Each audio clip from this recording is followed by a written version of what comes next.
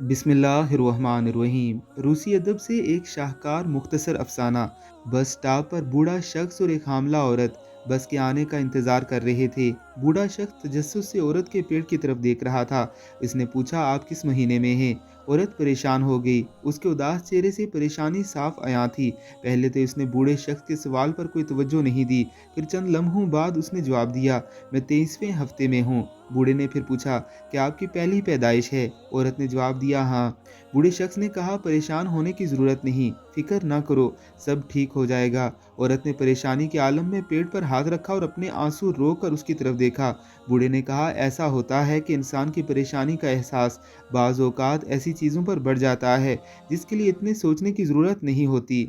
हमला औरत ने उदासी से जवाब दिया, शायद। बूढ़ा मजीद मुतजस्सिस लग रहा था। लगता है आप मुश्किल दौर से गुजर रही हैं। तुम्हारा शोहर तुम्हारे साथ क्यों नहीं है?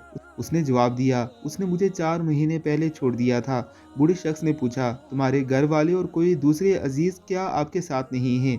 औरत ने गहरा सांस लिया और कहा, मैं सिर्फ अपने बीमार वालिद के साथ रहती हूँ। बूढ़े शख्स ने कहा, मुझे ये एक मजबूत सहारा लगता है। उसकी आंखों से आंसू गिरे और बोली, हाँ, यहाँ तक कि जब वो इस हालत में हो। बूढ़े शख्स ने पूछा, उसे किस आर्जे की शिकायत है? औरत ने जवाब दिया, उसे ये याद नहीं रहता कि मैं कौन हूँ। उसने अपना ये आखिरी जुमला इस बस के आने के चंद लम्हों बाद कहा जो उन्हें ले जाने वाली थी। वो उठी और कहने लगी, हमारी बस आ चुकी है। वो पीछे मुड़ी और उसे हाथ से पकड़ा और कहा, चलो बाबा चलें।